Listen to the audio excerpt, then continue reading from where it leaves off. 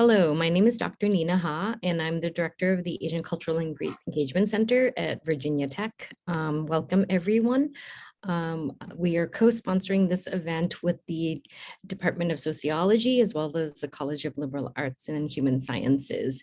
And thank you very much for coming. And I will now pass the baton along to Dr. Zaire. Thank you. So we are so thrilled to have you all with us. And I want to again thank CLAWS, Asian Cultural Engagement Center, and Dr. Nina Ha, Sociology, Women's and Gender Studies, and personally thank Harshali Nagrale, who is joining us from the United Kingdom. I want to mention that a live transcript is available. And so if you would like to have words to follow along, you can push the live transcript button, CC, at the bottom of your screen. And it's mostly accurate. So first we want to do what we do at all events, which is acknowledge the power dynamics at Virginia Tech that have created the space we call Virginia Tech. And I should say I'm Bonnie Zaire, and I'm a professor of women's and gender studies at Virginia Tech. We live and work on the Tutelo Monacan people's homeland, and we recognize their continued relationships with their land and waterways. Legislation and practices like the Morrill Act of 1862 enabled Virginia to found Virginia Tech through the forced removal of Native people from their lands, both locally and in Western territories. We understand that honoring Native peoples without explicit material commitments falls short of our institutional responsibilities. Through sustained, transparent, and meaningful engagement with the Tutelo Monacan peoples and other Native nations, we commit to changing the trajectory of Virginia Tech's history by meeting the growing needs of all Virginia tribes. We also recognize that enslaved Black people generated revenue and resources used to establish this institution. They were prohibited from attending until 1953.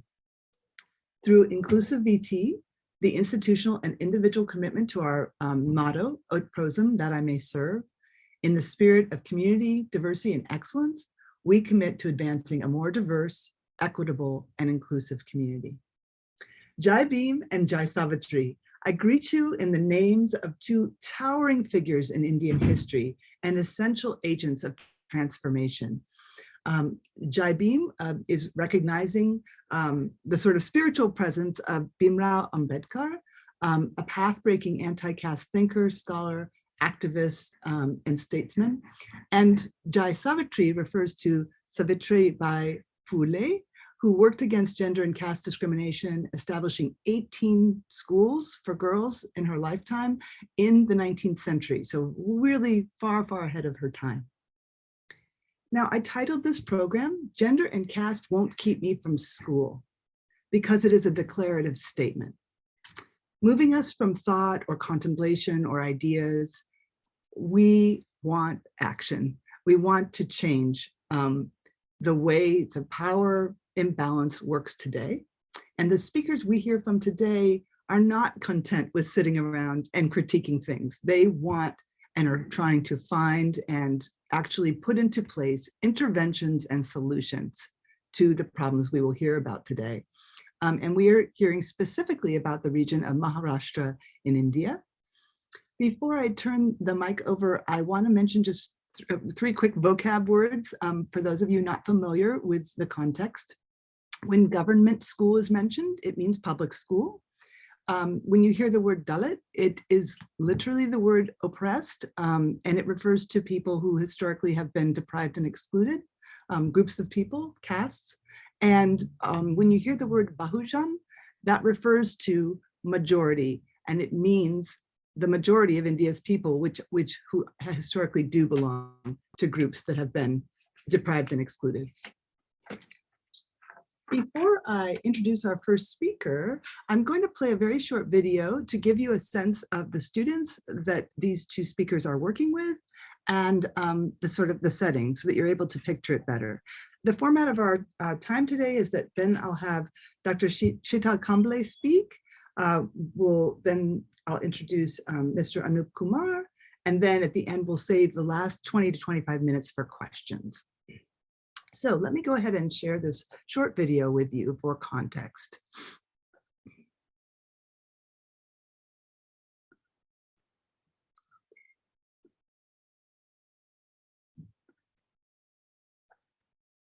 Auto drivers, mechanics, and daily wage laborers.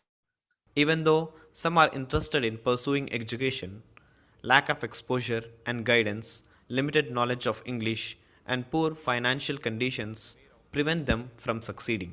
One of my friend is has a college here, so she invited me to come just to teach for a couple of months. So at that time, I taught some 20 students, and out of them, some students got selected in TISS. That actually, gave me a way of looking things differently. But teaching gave me a new perspective of actually fighting for our students, and that is directly working on the ground. Studying in local government schools with poor infrastructure means that they are unable to develop basic communication skills in English. This becomes a major disadvantage for them. Many of them are not aware of central universities and other premier institutions and the courses they offer. मेरा नाम मुजाहिद है। मैं Aurangabad district से Golegaon village से हूँ। मैं sir से एक इवेंट के दरमियान मिला था। सर ने हमें बताया कि हायर एजुकेशन होता क्या है, उसमें एडमिशन कैसे लेते हैं और जो अपनी इंडिया की सेंट्रल यूनिवर्सिटी है वो कैसी होती है, और सर ने हमें बहुत सारा नॉलेज बताया। मेरा सपना है और मैं वर्धा से बिलोंग करती हूँ। वर्धा में एक छोटा सा साउंगी मेघे करके है, वहाँ से हूँ। और मैं अभी टाटा इंस्टीट्यूट में लाइब्रेरी ऑफ इंफॉर्मेशन साइंस करके कोर्स है, वहाँ पे मैं स्टडी कर रही हूँ अभी। पहले तो यहाँ पे जो बच्चे आते तो उनको पता ही नहीं रहता कि हमारा एम क्या है। वो जानते हैं कि सिर्फ पढ़ाई होती है यहाँ पे, तो बाहर जाते हैं बच्चे तो इतना ही जानते हैं, पर एम का है क्या है वो सर से मिलके ही उनको पता चलता है।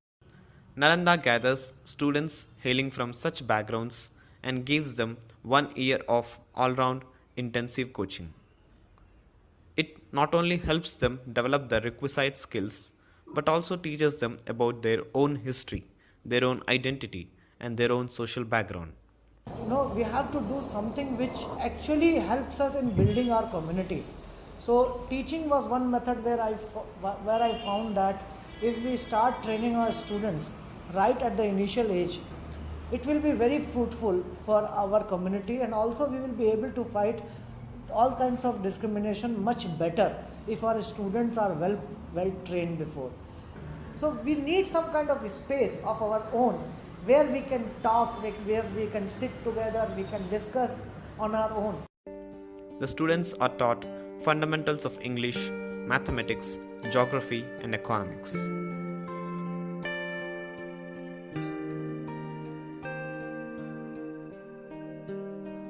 Each student carries a dictionary, atlas, and if feasible, a smartphone to help them understand difficult concepts and know where exactly the things they are discussing are taking place.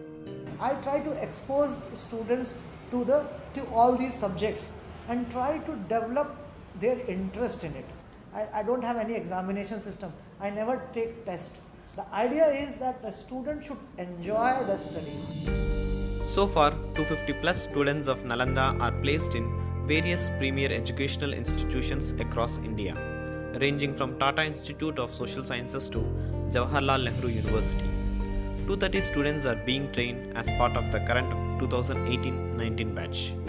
मेरा नाम सक्काराम है और मैं राजस्थान के बाड़मेर डिस्ट्रिक्ट से बिलोंग करता हूँ, और मुझे नालंदा में और मेरे जो कॉलेज में उसमें मुझे बहुत कुछ फ़र्क देखने को मिला है, जो कि हमारे राजस्थान में जो एजुकेशन होती है उससे ये जो नालंदा में एजुकेशन है वो उससे भी विभिन्न प्रकार की अलग अलग प्रकार की मुझे यहाँ पढ़ने को मिला है। जैसे मैंने कभी एटलस नहीं देखा, कभी डिक्शनरी यूज़ करना नहीं देखा, तो मुझे यहाँ पे बहुत सारी चीज़ें सीखने को मिल रहा है। और मुझे यहाँ में अदर स्टेट के लोग हैं, मुझे अदर स्टूडेंट उसके साथ में रहने का, उसका व्यवहार कैसा, वातावरण वगैरह, मुझे यहाँ पे नालंदा के बहुत कुछ मतलब अलग अलग प्रकार से नॉलेज मिला है।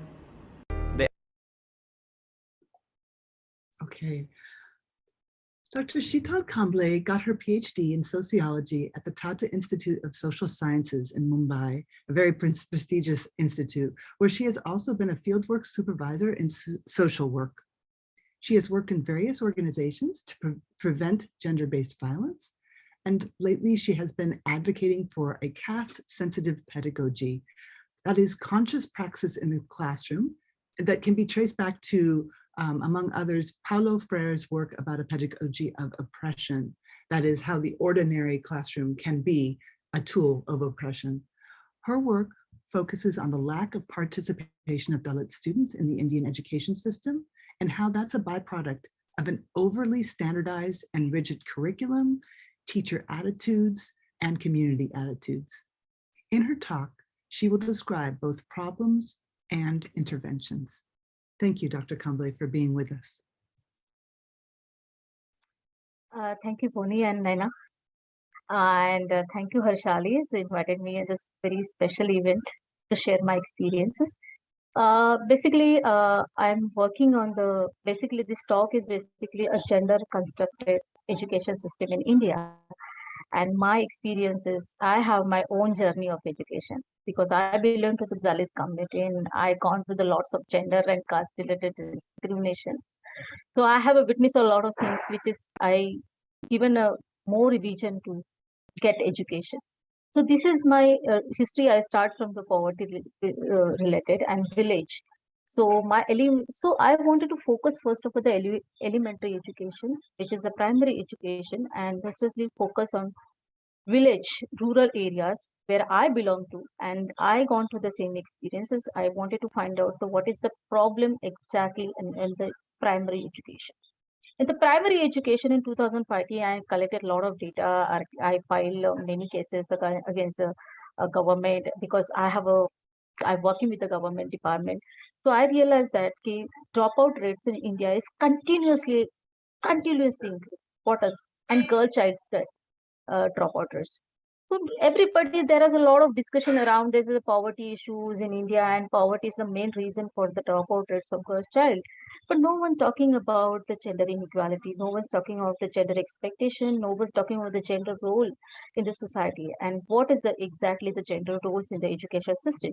And this is gender education system. When you are looking at this education system, there is a different kinds of a power relationship also. So when you are talking about the gender, it is origin from and following the societies, following the religious texts, which is Indian called as a Dharma Shastra and Manusmriti, as which is close, which is more rigid form of religious text, which is closing all possibility for girls to get education. Forget about the education, but they are not giving the access to education. So this is the idea about to understand the gender role and girls' role in the family. So this is the journey I start, and I collecting the mostly stories and narratives. First of all, I start catching the narratives from the girls, and then I realize what is after the dropout, what are the discontinue of the education, what the girls are doing. They are mostly engaged in the domestic work, working with the family, taking care of the siblings, cooking, sweeping, and either they are getting married in the early age. So child marriage is the biggest and concern issue in India. We know that, and also that the gender discrimination forms are mostly look at in. So the story is talking about the girls. Every girl stories have a gender related experience in the family, gender discriminated experience in the education. So that is the reason I focus on the two major aspects, where is the family intervention program and the education intervention program. We have a history of the feminist movement in India and mostly in Maharashtra. Feminist movement last 25 years working on the same issue in education, and they focus on the three main criteria. One is the education structure, and the second is the curriculum and the pedagogy. Or they are working on the National Education Framework 2005 is the government has framed different curriculum for the girls child for the education, and where the gender sensitive curriculum should be there. That was a demand of the feminist movement because it is only one point can reduce the dropout rates, and that was a challenge in Indian feminist movement.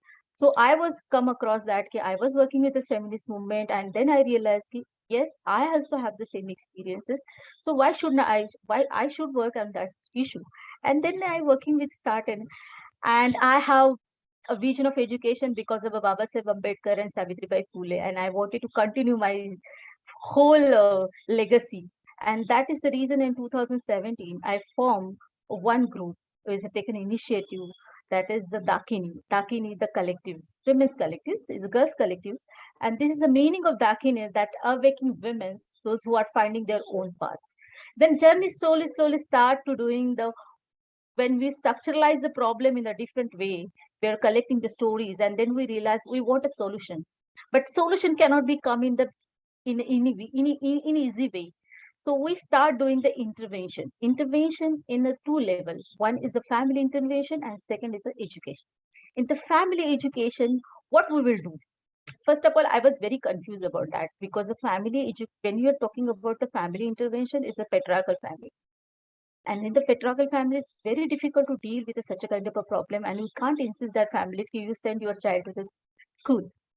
So it is very difficult for me. And then I try to focus on the mothers.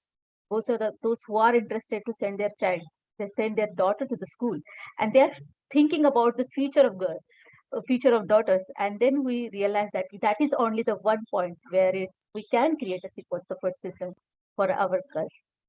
And then we started doing the family intervention program. And then family intervention program, slowly we conduct the different kinds of workshops, community levels programs.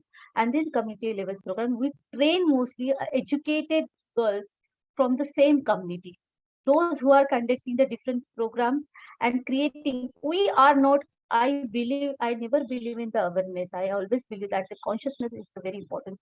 So through, I know not only creating the awareness, but consciousness is very important. When you are creating consciousness about the gender equality, then it is possible.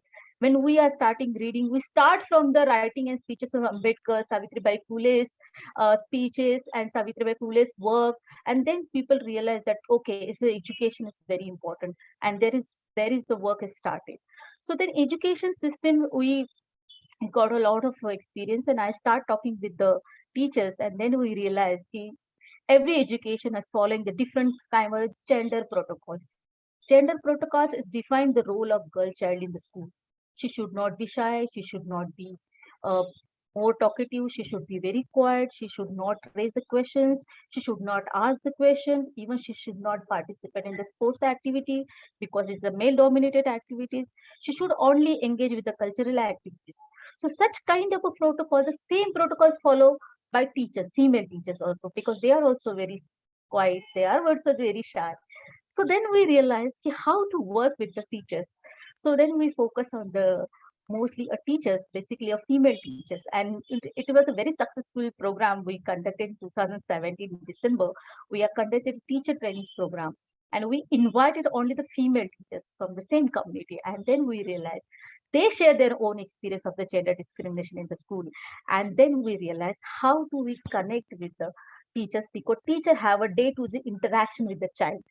So when we are looking at the larger level discrimination as in higher education in every different spaces of the campus, but this discrimination starts from the primary level. So in the primary, the government responsibility and the teacher's responsibility to create the more sensitive environment and only the equality-based environment.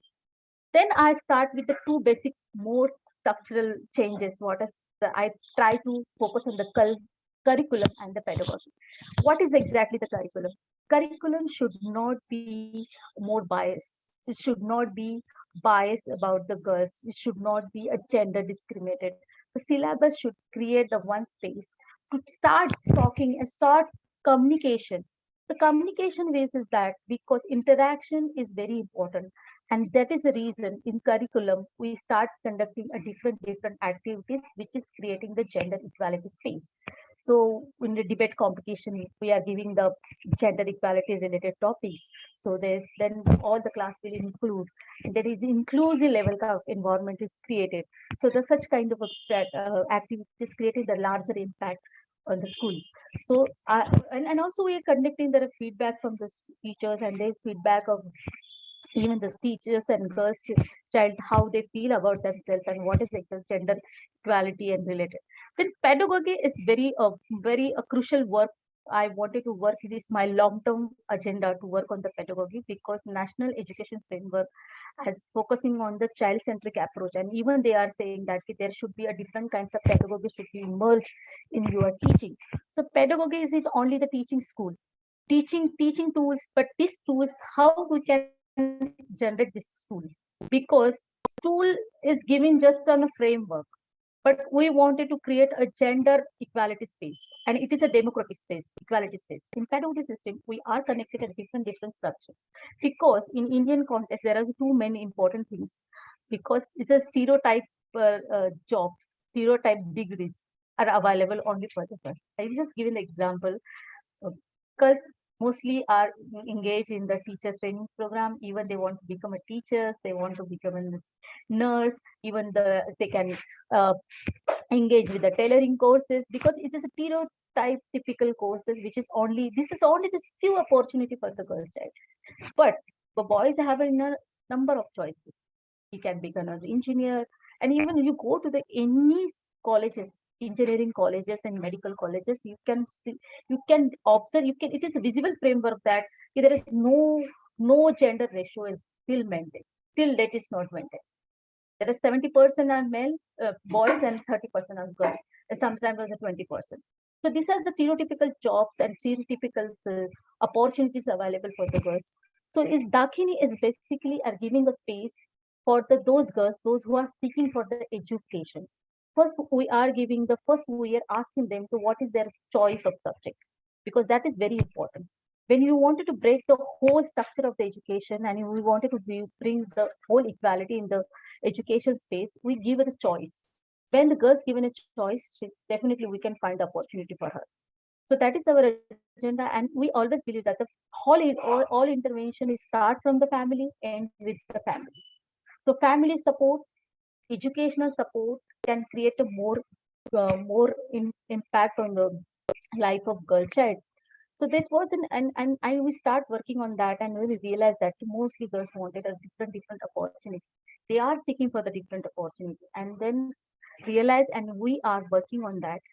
Recently, what happened with the 50 girls from the Dalit community, they are enrolling in our program in Dakini group, and they are creating some space for them. We are creating space for them to at least share their experiences. We are believe that every girls have their own journey of education, and we had to find out the different kinds of ways to reach, to access the education.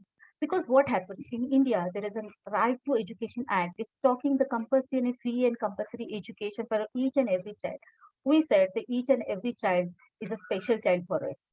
So in that way, we are working on the pedagogy. And in pedagogy, we are taking the help. We are trying to take the help of the elementary education of Tata Institute, which are one of my friend is also here, Tarupali Sakpal. She is from the elementary education, and we are both are we are together, and we are working on the different types of syllabus, like as a history, geography, math, science, and even the language related. Because this is the problem that everybody is talking about the language. Everybody is talking about the history. History is not being taught in a different way, which is not in understood, because the local language of the girl child is a totally different. They cannot cope up with some situation. They cannot cope up with the syllabus. So even in the simple words, we are trying to create some kind of a pedagogical understanding. And that pedagogical understanding creates the quality of education, which is the main agenda of the National Education Policy of India.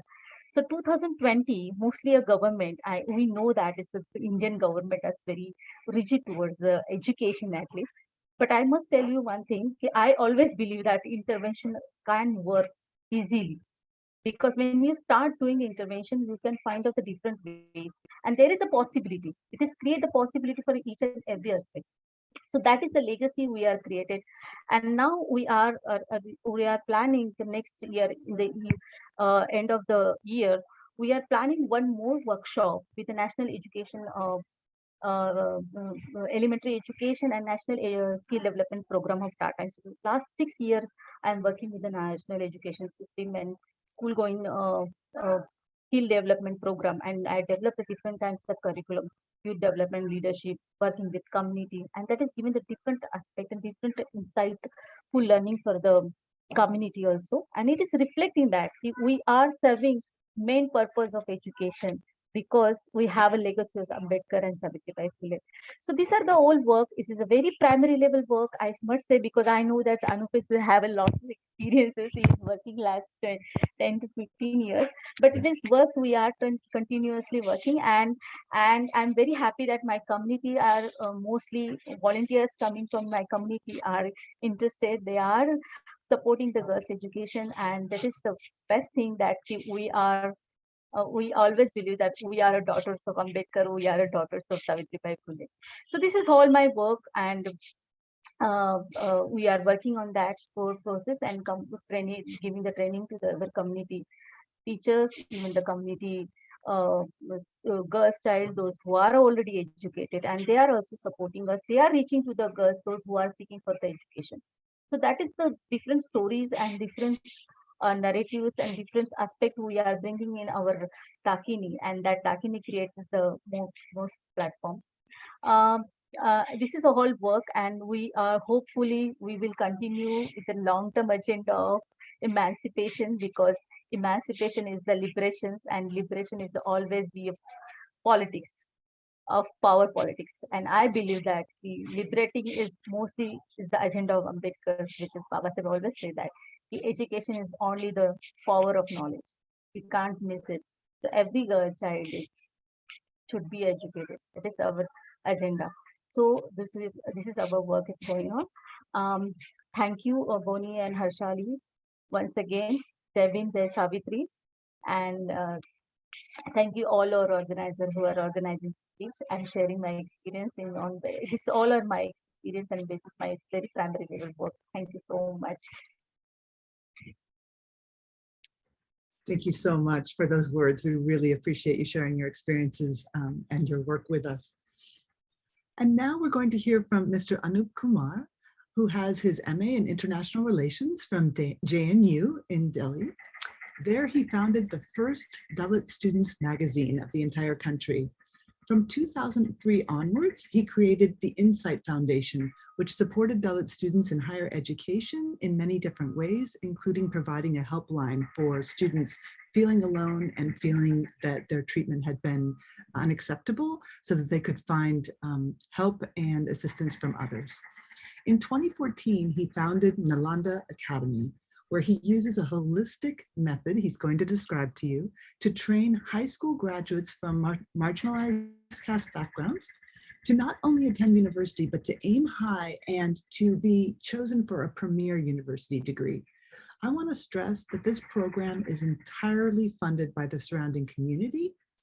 And so while we can immediately see that the government itself ought to be supplying quality education, and that could be a whole nother program, I want to really draw attention to the fact that Mr. Kumar himself says he sees community financial support and other kinds of support as central to the long fight for recognition. Mr. Kumar? Thank you so much, Professor Boni, and thank you, Dr. Nina and Harshali. And thank you all the friends who are present and were listening to us. So thank you all of you. My name is Anup, and I have been a teacher since last 8 years.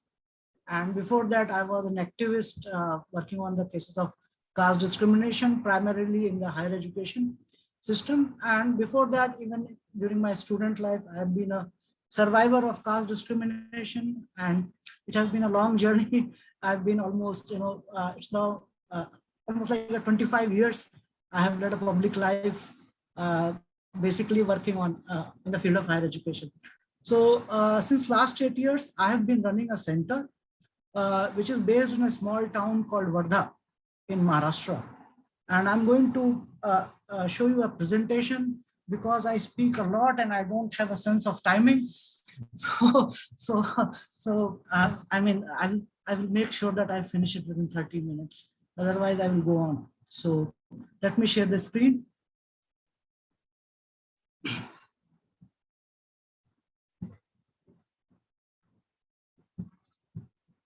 So today I'm going to talk about this initiative that we have been working on since last 8 years. It is called Nalanda Academy, and what we are trying to do is to democratize Indian education system, because we believe that Indian education system is highly elitist and casteist to the core, and therefore there is a need for a very sustained efforts, not only looking at the state, but also from the community itself. So this is one such initiative that we have been working on. So we do not call ourselves as a coaching center. We call ourselves as an education resource center, and it is located in a Buddha Vihar. As many of you might know that Dr. Ambedkar in 1956 converted to Buddhism. So there are a lot of Buddha Vihars, especially in Maharashtra where I live. So this academy is located inside the that Buddhist monastery in Wardha, and it basically trains students from non-English medium background, from rural areas, from marginalized communities, and we train them to take admissions in the premier institutions in India and abroad. Because what we have seen, what our experience is that our numbers in higher education is very less, and there are many factors responsible for that. I will come to that. So basically, this is a training center where we train our students to get admissions in top universities in India. Since 2013, we have successfully trained over 700 students, and our students are now in more than 24 universities in India and 13 universities in foreign countries and abroad. So we have almost 100% success rate. We take almost 200 to 230 students every year, and we train them and we send them to these top universities. So apart from training, we also run a lab because we believe that it's very important for us to develop the scientific temper within the community, and specifically targeting at the school children. Because in schools, most of our schools, which are publicly funded, means public schools, do not have proper infrastructure. So to address that, we run this lab since last 2 years. We have been running this lab, and this lab is completely focused on giving exposure to our students to the latest technology like artificial intelligence, drones, 3D printers. So we just expose all these technologies to our students so that they get interested more and more in the sciences. Apart from these labs, we also run 15 Abhiyan rural community libraries, because we believe that our community needs learning spaces. Because if you go to rural area or in slums, our community students do not have proper space to study, because they live in spaces which are very small. So we try to provide some kind of community space where the students can come and study together. So we are running some 15 libraries. And because of COVID last year, there was a lockdown, and since then we have not been able to function our classroom teaching. So we took this moment as an opportunity to actually explore online teaching. So we launched Digital Nalanda. It is again a free online learning platform, and I'm really very proud to share that we are within 1 year of its launch, we are catering to over 10,000 students in different streams. So this is one, out of this pandemic, we got this space and time to actually work on this. So earlier we didn't have anything online resources, but this 1 year we built this resource, and we run 12 schools in different disciplines, including sciences, data science, and arts, design, management, medical education. So we run 12 schools, and we train students from across the country. And this is again free. So any student who has access to internet and a mobile phone can join our course, can join this center.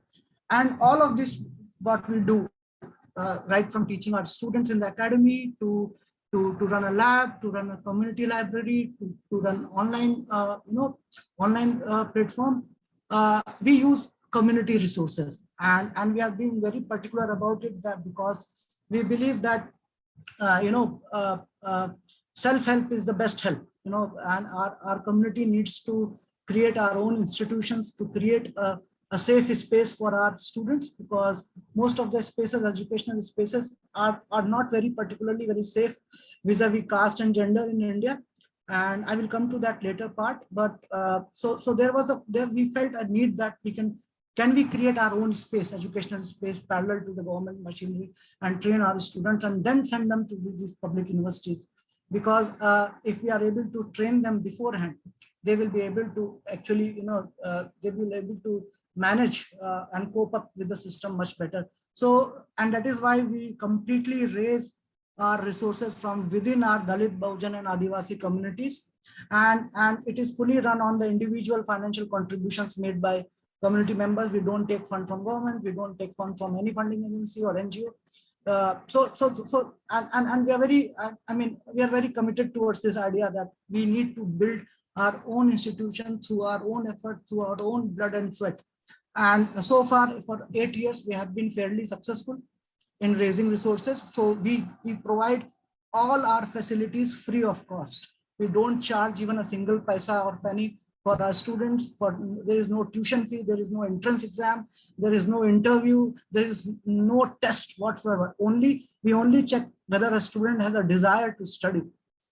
So that is the only thing we look for. We don't even look for mark sheets. So numbers, exam, tests doesn't matter to all. We only look at that, so that there is a student who wants to study but is not able to study because of the constraints, because of the social constraints or family constraints. They are not able to study. We will provide them. So we don't take tuition fee. We even pay scholarships to the students who are not able to afford their food and accommodation, because we do not have hostels. So we just have one vihar and that one hall, and that is where I teach. So we don't have hostels and we don't have mess food facilities. So students have to live in private accommodations. So many of our students are not able to, pay for their food and accommodation. So we give them scholarships. We take care of their health. If there is any health issues, we even take care of their fees. If they get selected in top universities and if they have to pay fees, tuition fee, and they are not able to pay, so we pay for them. So the idea behind this is that any student who wants to study, must be able to get an opportunity to study, right? And there should be no constraint, financial or any other social constraint should create a barrier in their quest for knowledge, because we are all Ambedkarites. We are all believers in Baba Saheb Ambedkar, our leader, who always gave a main emphasis on education. Because as you might know, what caste system does or did was to create barriers for education. So our forefathers and foremothers were never allowed to study, to get admissions, to go into schools. So our primary battle is linked to get access to education. And once your community is educated, because there's a direct correlation between education and dignity, that your human personality, right? So it's very, deeply embedded within our movement that education is something which has to be taken very seriously if we want to grow, if we want to empower ourselves, if we want to fight all prejudices and discrimination and violence which happens with the lower caste in India. One way is to empower ourselves through education. So and that is why it's very important for us to create this model of Nalanda Academy using our own resources. So the idea is why we do what we do, right? So this pick is very, very close to my heart, because this was the first day of my Nalanda Academy. This is how I started. I didn't have any infrastructure. I just had one laptop with me and one projector, so and couple of chairs and a table. And from there I started, and now it has grown a lot. It has grown quite big.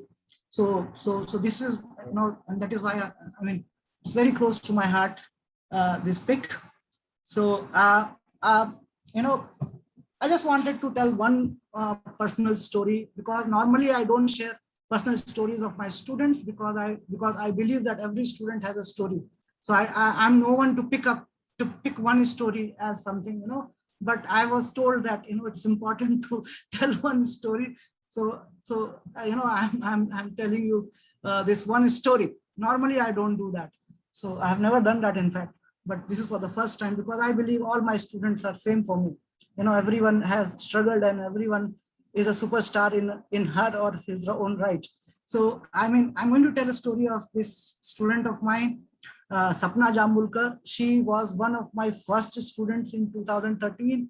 She was a school dropout. She left her education in between, and she was doing odd jobs to earn livelihood. And somehow she came to know that I have just started a library. I started with a library in 2013, so a community library, and that is where Nalanda, came from that small library. So she started using that library in her free time. And I also used to run free English language classes that time. So she joined the class, and then, after a year or so, she restarted her education after a gap of almost 10 years. She was not graduate. She was just, I think, 10th or 10 plus 2 at that time. So after 2 years, she restarted her formal education. After a gap of 10 years, she became graduate. And after that, I started preparing her for entrance exam for post-graduation. So which is a very competitive, entrance exams in India. If you have to enter into higher education, especially in government universities, it's very competitive. So she worked very hard, and she got selected in top 2 universities. One was STIS Mumbai. So she chose STIS Mumbai. She did her PG from there. And after completing her post-graduation, she was offered many jobs, but she refused. And she wanted to come back and work with us. She refused all employment offers and chose to come back to Nalanda. Right now, she is our head, managing director of Digital Nalanda. So the Digital Nalanda, which I showed on the screen, which we started last year, she is the one who manages everything, and she is the managing director of the Digital Nalanda.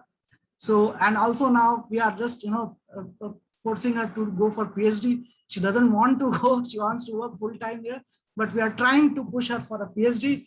And we are, so right now she's preparing for her IELTS and TOEFL and all these exams. And hopefully, by next academic session, she will be in some top university in some foreign country, because we believe that our students should also get international exposure.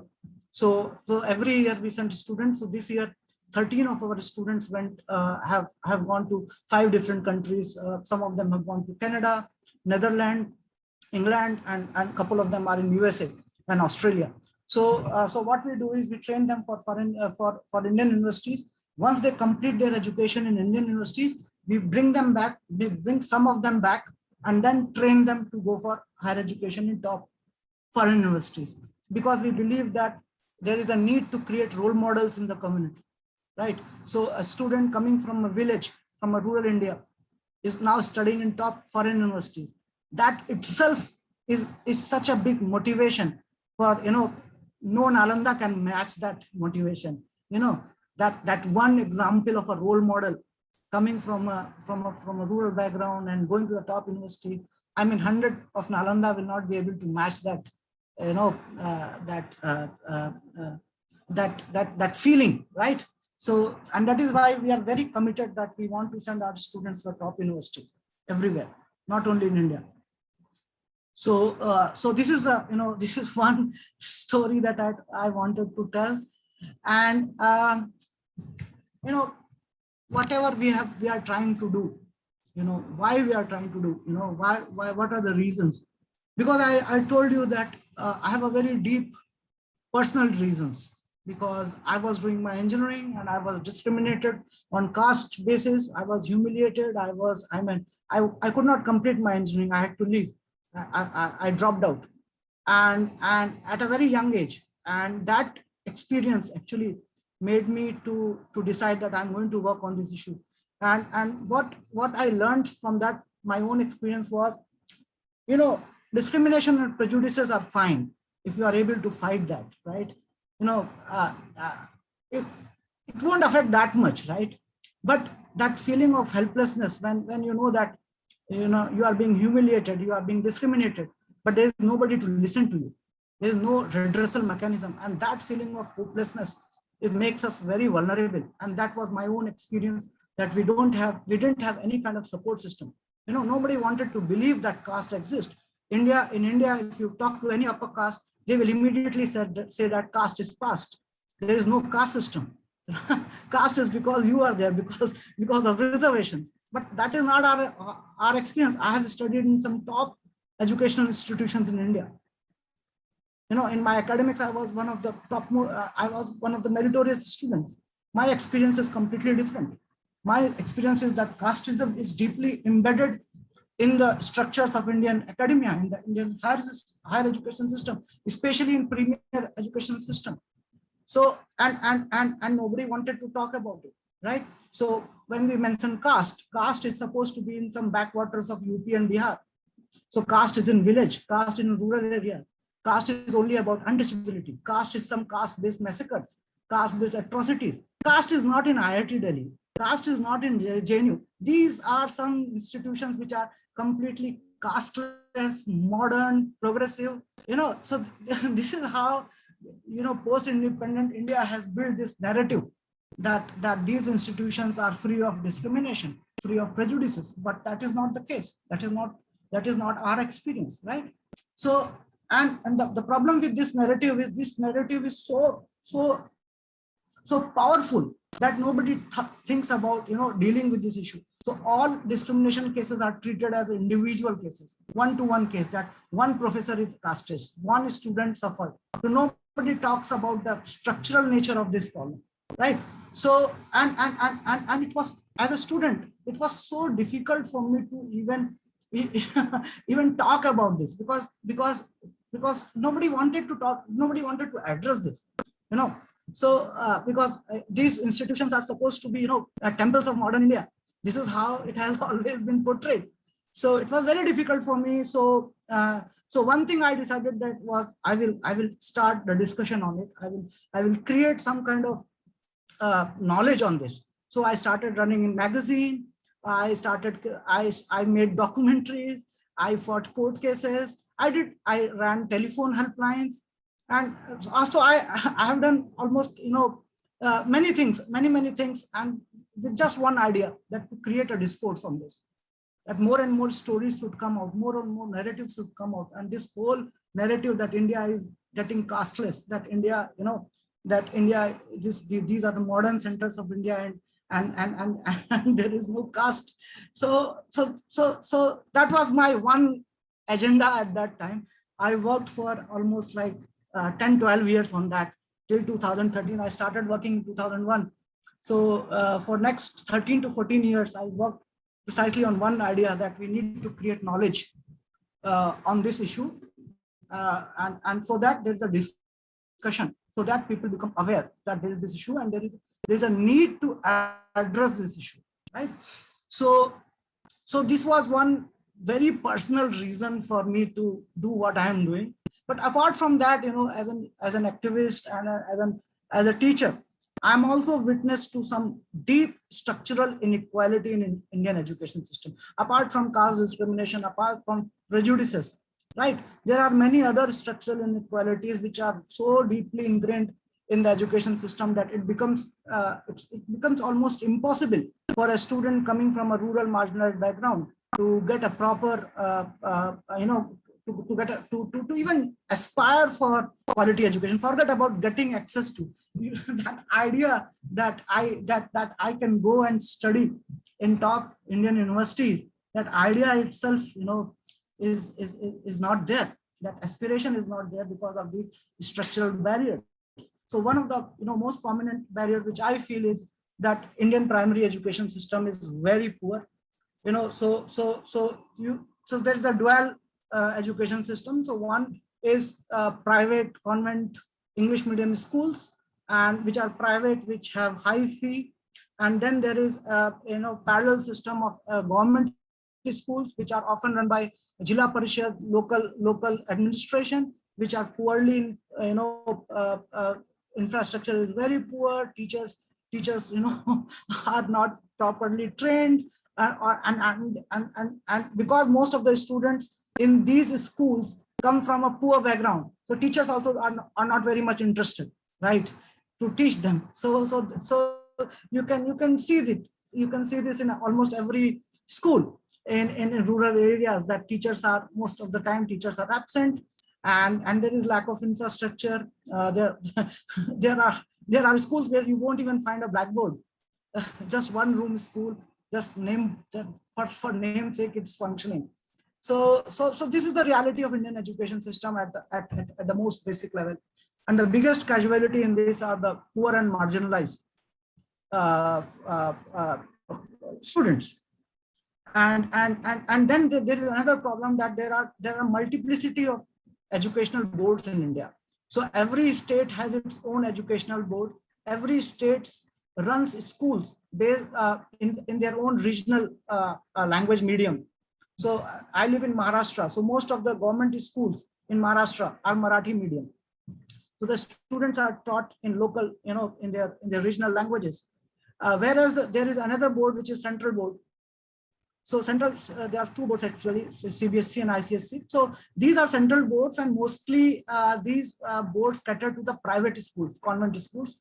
The syllabus is much better than state boards, other state boards, and also these schools are English medium schools. So you can see these two parallel stream of students coming from our school system. One from a very poor infrastructure schools, from who are not taught in English medium, and then there are other group of students who come from a very private convent educated convent schools in proper English medium with all facilities. So you can see very clearly that there is this big gap. And what higher education does is, the biggest problem with higher education is higher education treats both these students at the same level. So they have their entrance exam, same entrance exam for both kind of students. So that then again, higher education is completely in English in India, mostly in English. Very rare you will find some universities who teaching their prestigious courses in regional languages. So all the top educational courses in India are taught in English. Their entrance exams are held in English, right? So this lack of language, this lack of English language skill becomes the biggest barrier in the aspirations of the students. And then of course poverty is one of major issues. Most of our students come from a very poor financial background. So till they study in government schools, the school fee is very less. So they are able to somehow complete their school education. But once they aspire for higher education, it becomes very costly. And most of them, they just drop out, or they just, are not able to even, enter into these spaces due to the money constraint. So the state has been providing scholarships. There is MCM scholarships since almost independence of India. Government of India do provide a scholarship, but it's inadequate. Very less amount of money is available. There is a lot of bureaucratic hassles. There is a lot of prejudices. Many of the students, when they go to get the scholarship, they get humiliated on their caste background. So scholarships are available at the school level and at the university level, but it is quite inadequate. So financial is one of the major reasons for this. And then, of course, as I mentioned that there is a language barrier, right? So that I have already mentioned, that higher education in India requires a good knowledge of English, and Dalit students from regional language background, they suffer a lot. And this marker, this difference in language skills becomes a marker of their intelligence, that they lack intelligence. Since you do not know English, you are not intelligent. You are not fit to become a doctor. You are not fit to become an engineer. And this is how, the English is weaponized. It becomes a weapon in the hands of ruling elite of the India. So this is one major issue. And then, of course, one major concern is the concept of merit, because most of us avail the facility of constitutional facility called reservations, which in US parlance can be called as positive affirmative action. So there are seats reserved for us in all government educational institutions.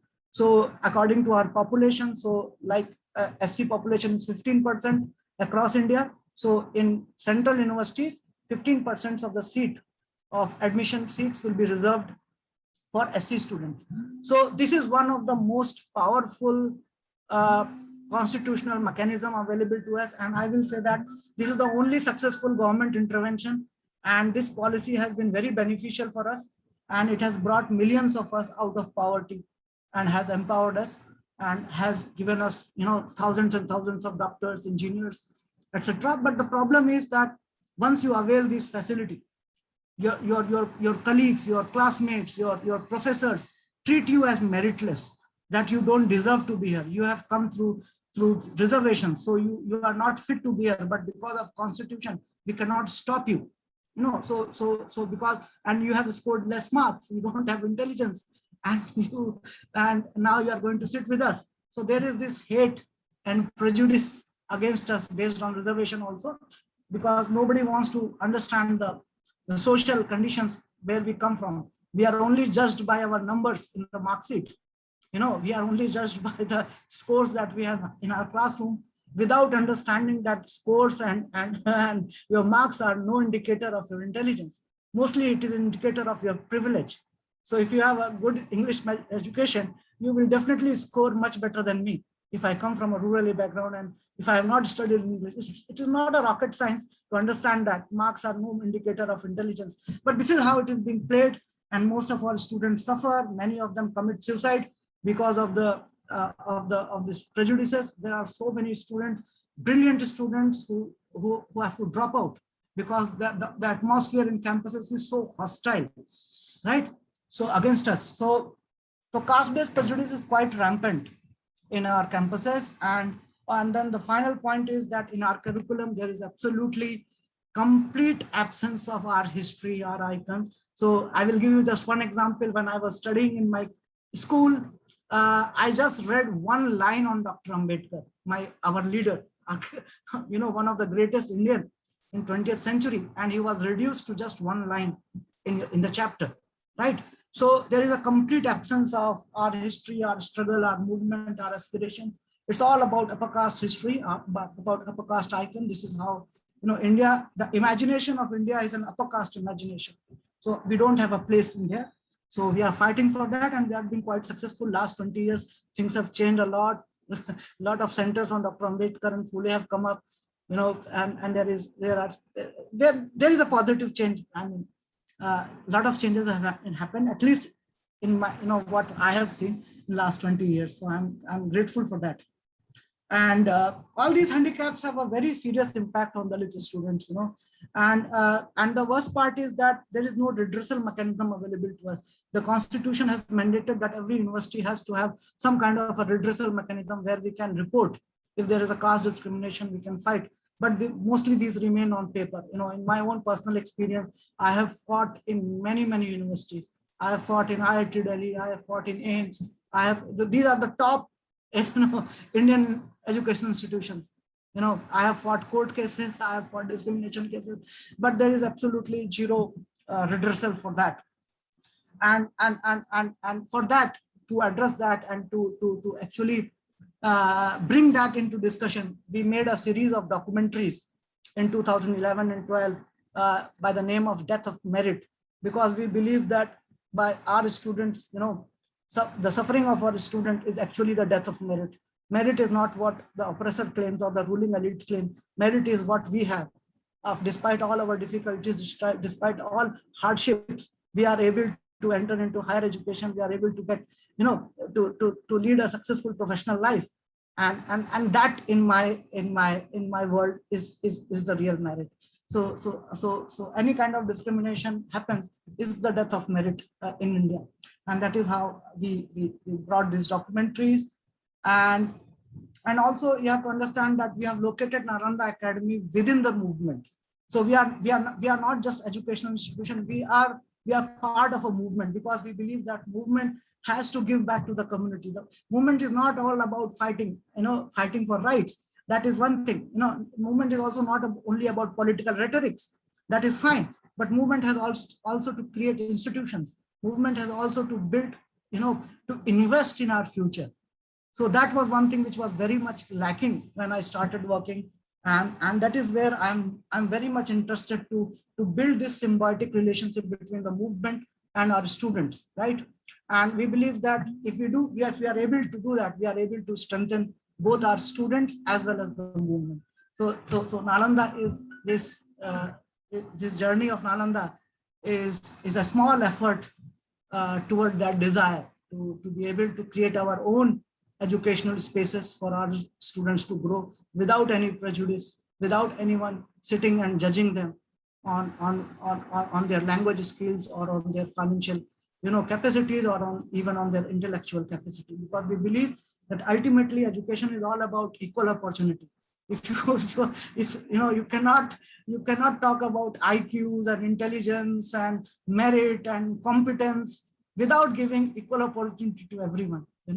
So that's a rigged system. That's a very elitist way of looking at education system, and that is why we believe that we have to democratize this education system, because the path to our empowerment goes from that way. So thank you so much, Dr. Jayare, for giving me this opportunity. And thank you, Sital and Nina and Harshali and other friends who are listening to both of us. So thank you so much, and Jai Bhim to everyone. Thank you so much. It was a wonderful talk, very, very inspiring, and by both of you. And I just want to again express my heartfelt gratitude to both of you for making time to be here. We have a lot of interesting questions in the chat already. We have discussion going on. I really appreciate all of that. I'm going to pause and let other people write their questions in the chat, or you may also, of course, unmute your microphone and speak out loud. I want to take a moment, though, to mark two things. One, this program, for those of you who are listening and are not from an Indian context, it is not meant to make you sit back and feel smug.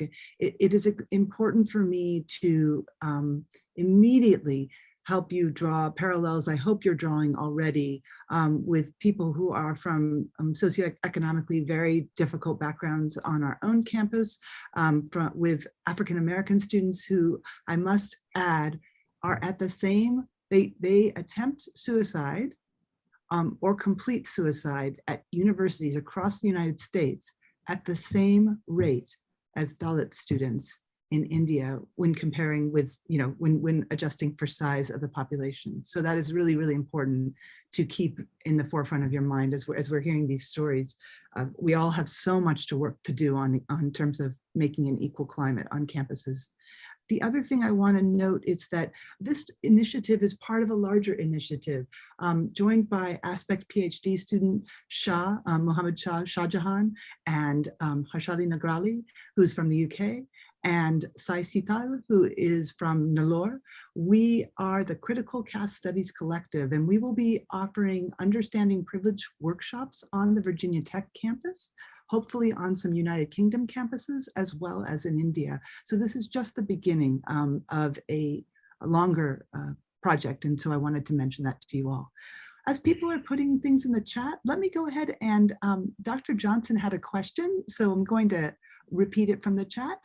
How do dominant caste Indians view your school and the successes you and your group of teachers have had, Mr. Kumar?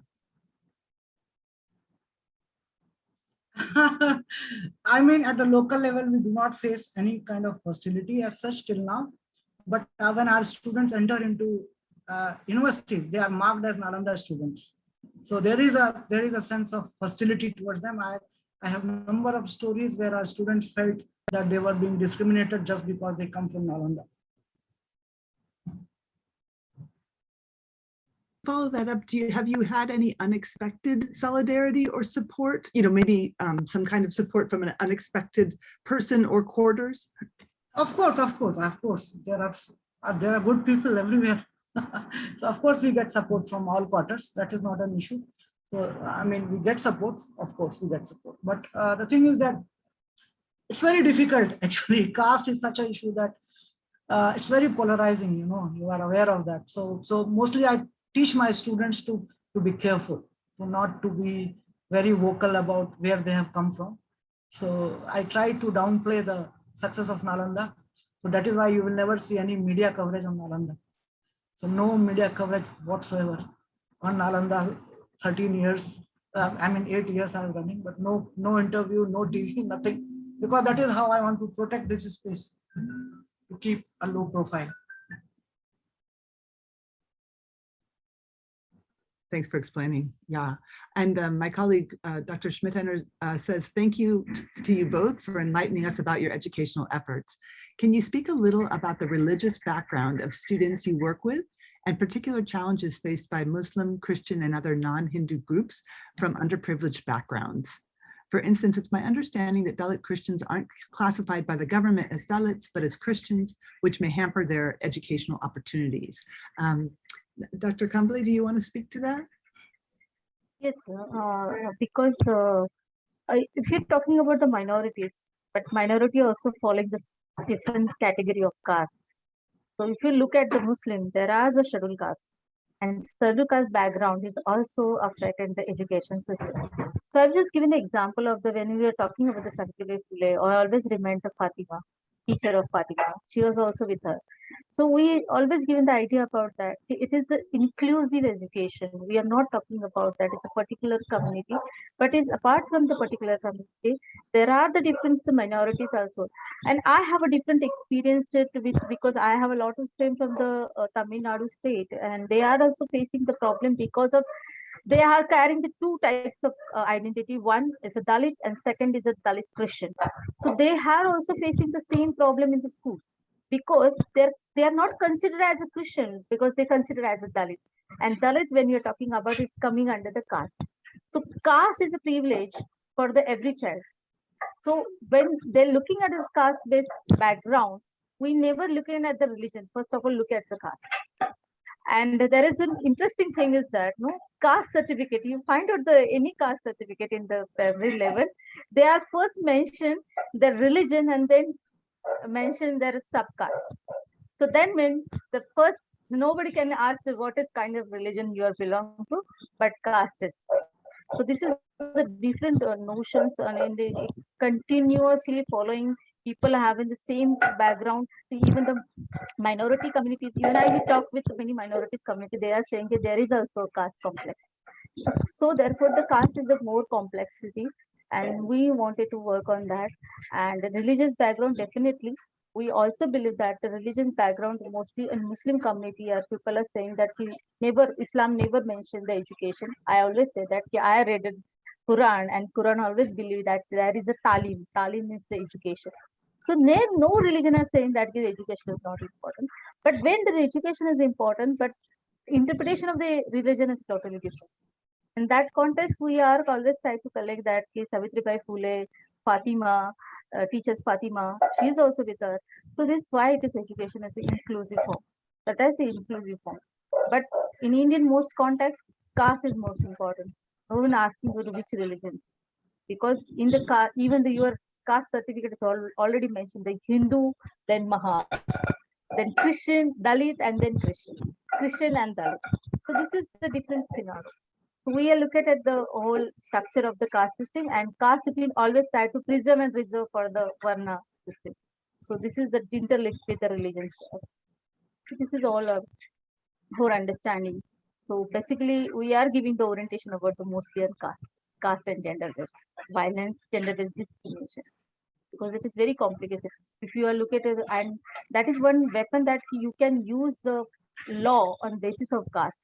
Otherwise, it is very difficult. In the same case happened with the Rohit Vemula. He's from the Bahujan community and he cannot identify himself as a Bahujan. And everybody starts searching in the political leader starts searching his caste, not a religion. This is the whole idea about the caste complexity in education.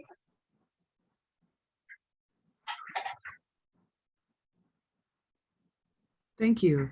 We have a question, what is the gender ratio at Nalanda? And then we also had an earlier question, that's from my colleague Suchitra Samantha. And also we had an earlier question, to what degree are you working with younger students at Nalanda, under 10?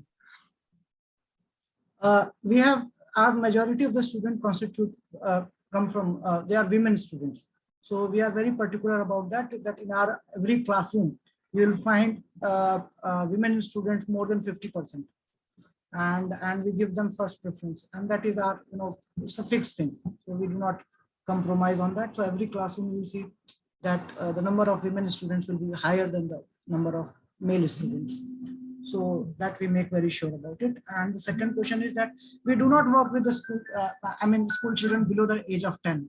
We hope to, build that kind of capacity. But right now our focus is mostly on higher education. So the student, the age group which we deal with is mostly 16 to 20 years of that age group. Right now we are trying to promote, some kind of science education for school kids, but still we are, this is just one lab we are running. So we want to multiply that. So hopefully in near future, we'll be able to do that. Welcome to Purvesh Dangra, who writes, I am a PhD student in computer science at Virginia Tech and a fellow Dalit activist. I co-organized the talk on solidarity, caste, religion, and race with Mohammed Shah at Virginia Tech. How can I support Dakini and Nalanda Academy in their efforts? Thank you so much, Mr. Dongre. I will love to have you as one of our mentors whenever is convenient. Can I share my email ID here? Is it okay?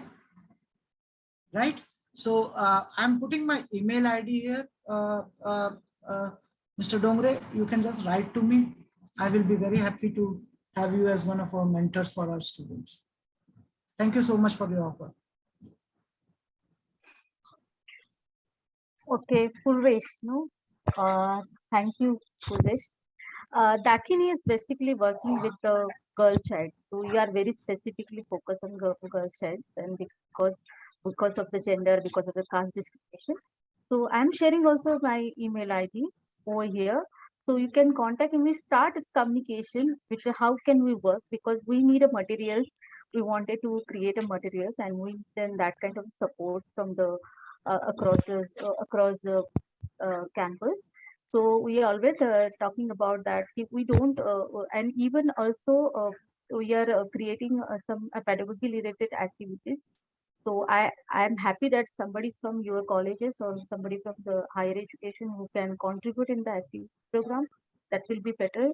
And thirdly, I need one help from research scholar or those who are working on the education.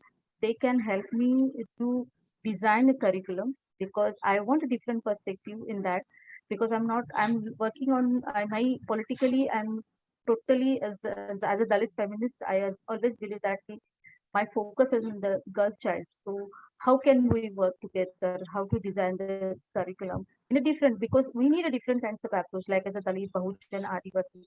Right now I am working with Dalit girls, but differently it is subjective. I'm looking as a child as a subjective, not in the object. So subjective experience is also important. And Dalit, Bahujan, Adivasi, even we have formed one informal group, Dalit, Bahujan, Adivasi, and Vimukta. Vimukta is not nomadic tribe. They are also facing the problem to access the education, and mostly a girl child. So these are all perspectives we wanted to bring in the curriculum, not only the caste and gender. So all the subjective experience of the child is very important on the basis of the Bahujan politics for the Bahujan community, for the Bahujan Dalit and Adivasi community. So that thing we can help you. You can help me in the Dakini group. So I'm sharing my email ID. If you wanted to discuss anything about related to Dakini work or anything outline, I will share all my outlines and I'll be part of our program. Thank you. Wonderful. And Dr. Kambli, I'm sure we're really curious how when the curriculum's designed, how it will be presented to the teachers. And we can imagine that that's another very crucial and important step in circulating once the design is complete. How really exciting. I'm really glad to hear about this, and we'll definitely keep trying to connect you folks. I see lots of folks in the chat, including my colleague, Dr. Richa Nagar, saying wants to reach out to both of you in terms of recruitment at her institution as well. I want to ask you about, why is it not surprising that caste travels across borders? We know we have caste and casteism in the US, and there's been a little bit in the chat about it, including a few comments by, for instance, SG saying that there was an emphasis on a last name and an announcement at Diwali. So I'm curious to get your reaction on that. Mr. Kumar, we'll start with you. See, caste is our primary identity. This is how we socialize. So if you look at, see, it's not, you cannot even look at a lens with the religious lens. So religion you can change, right? You can convert to another religion. So you can pray to some other god if you wish to. But caste is something you are born into. You cannot change. And so for many, caste is some kind of a solidarity group, right? So they seek solidarity. When they claim their caste identity, they try to claim some kind of solidarity with others. And of course, caste is a very exploitative tool. So for some, caste is very beneficial. So those who get benefit, they will never want to leave it, right? So because caste gives you a privilege, that you are superior, that you are born superior, that you have greater intelligence, and most importantly, you have a claim over the country, that country's imagination of that country, the history of that country. That is a very potent imagination. So it's very hard. I mean, caste, because all of us, it's not only about upper caste. All of us, the primary thing that we learn to socialize is through caste. All our networks, all our family relations are built on that one single identity. And that is why it's very difficult. And that is why when we go abroad, we reach out if we reach out to other Indian, the first thing we want to know is his or her caste. Because according to that, I will treat him or her, right? So if he is from upper caste, I may treat him a little differently. If he's lower than me, I will build my relations based on that basis. So it's a basic mode of socialization for us, and that is why it is so deeply ingrained.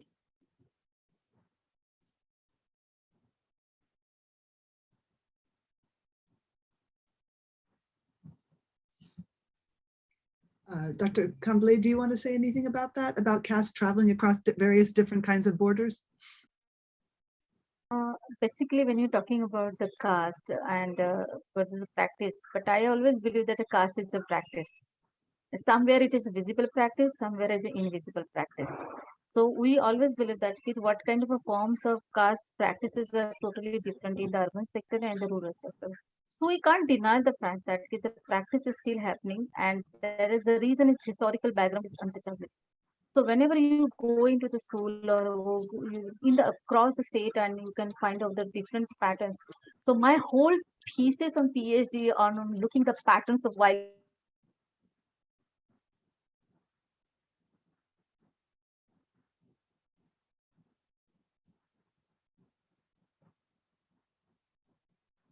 Oh, you're frozen to me. Are you frozen to? Yes.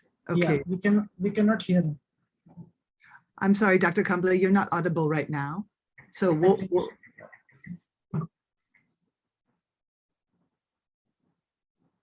okay, she may come back, but we'll move on. I want to invite people to unmute themselves to ask questions in the chat. I mean, I have more questions, but I don't want to take too much of the space. So if anyone has a question and wants to unmute or type it, please do.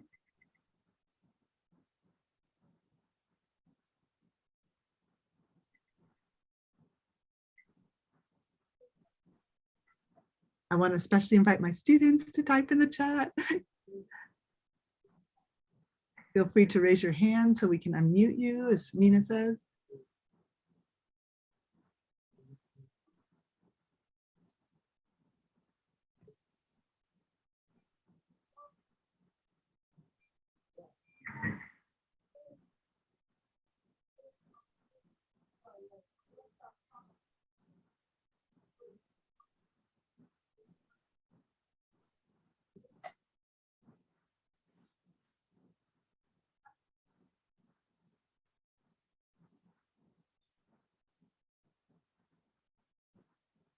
Okay, I'm not seeing it, so I'm going to ask another question myself. If there's one major, Bonnie Sharon raised. Oh, can you hear me? yes. Yes. Okay. I think I have the answer, but I'll ask my question anyway. In France, has something similar in terms of you're born into a social class, and you can't ascend. But throughout time, there have been strategies that people have paid money to have titles. And I sense that caste is far more rigid, and there's no porousness in any of the boundaries between castes. But I guess my question is, have there been attempts to try to pass as an upper caste person, or ways to buy yourself into a different caste? I'm not sure about the buying out thing, but of course, there are so many examples where our community people have tried to pass off as an upper caste, because if you see, we do not have a color discrimination, right? We all look alike, right? So from outside, it will be very difficult for outsider. It will be very difficult to point out who is Dalit and who is an upper caste. But for us, we know we can make out through through the name and surname, and the way you dress, even your food habits, right? So your location, where have you come from? So it's very easy for us to find out. But of course, since we all look alike, there is no apparent color difference or physical difference. Many of us have tried. I have tried once when I was young to pass off as an upper caste. So yes, sometimes some of us become successful. Some of us, get trapped into it, and then they feel that it's all nonsense. We should own our identity. Exactly. I was just going to have a follow-up remark. I respect what your academy is doing and your philosophical outlook on self in society. Thank you so much. Thank you. Question from my student, Gina Beller. I understand that caste is something that an individual is born into, but do you believe that attending higher education has truly given students the opportunity to change their peers' minds when they enter elite university?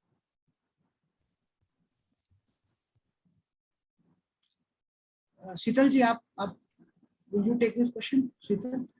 Yeah, you can, because I know that that one thing I just want to mention over there, which is Anup was saying that how the food habits and surname. I particularly tell you, my surname is belong to the caste, because when you're talking about the Kamble, it belongs to the Dalit caste.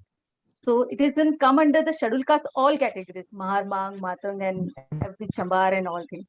So it is always matter for the food habits, what kind of a food we are eating, and then one thing is your surname. So mostly we have did one movement in Maharashtra, we change our surname and we start a Sanskritization process. Somebody has written about the Sanskritization process, and we try to understand why we wanted to mention our surname anywhere, because surname is a derogatory surname. When you talk about the Kamble, it's a very derogatory word for us.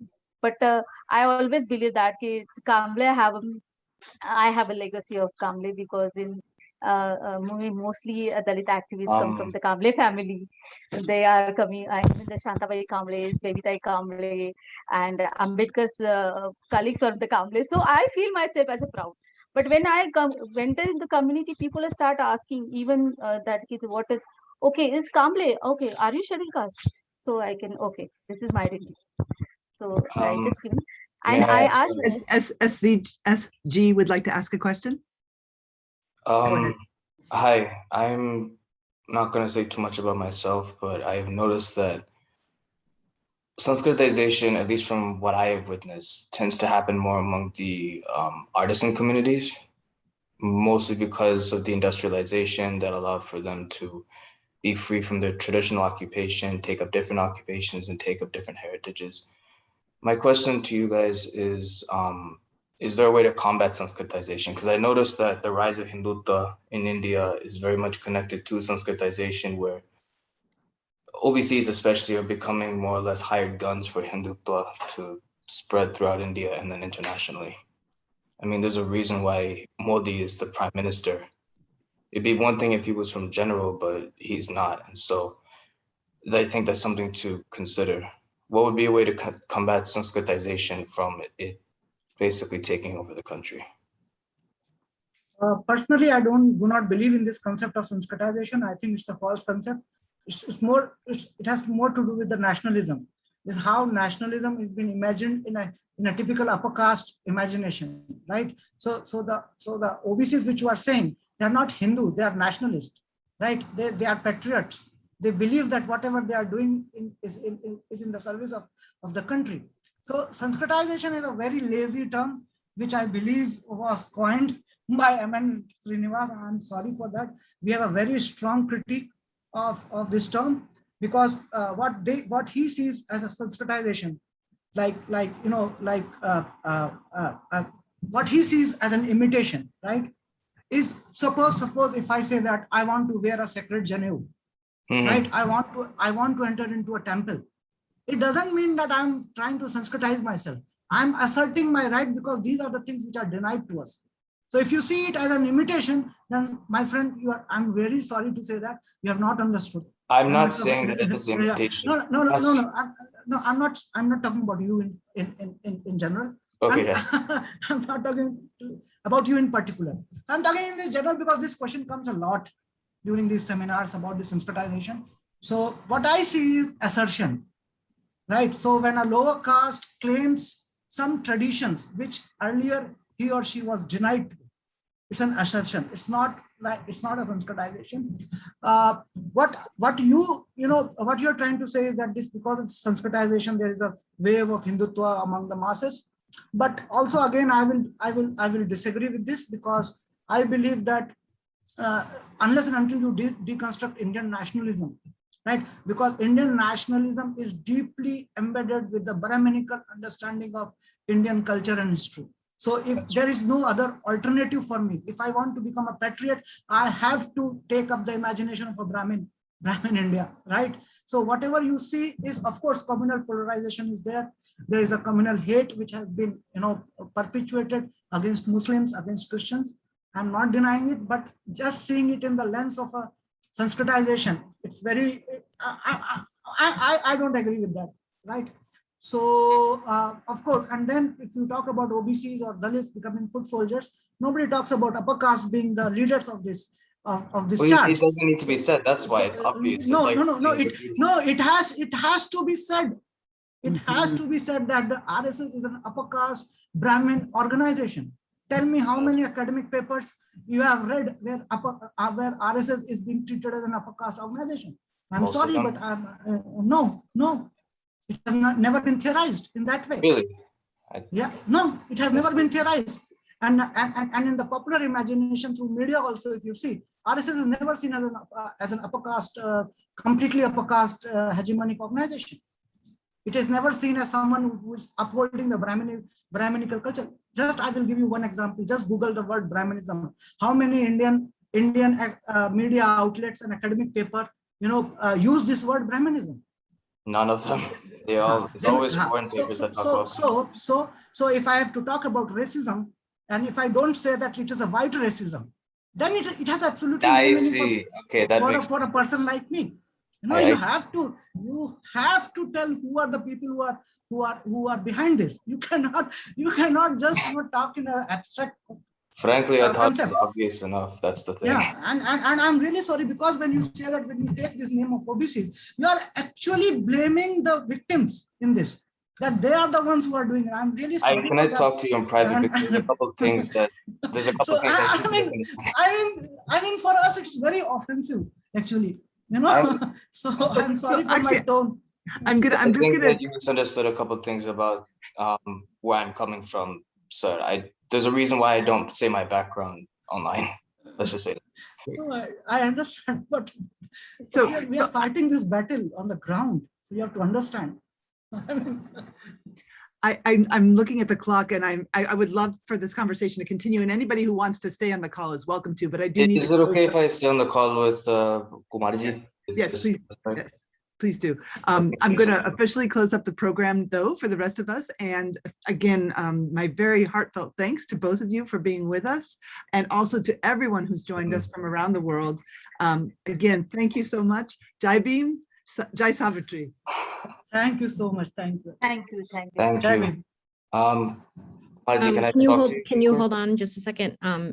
Dr. Zaire, can I stop recording now? Yes. Okay.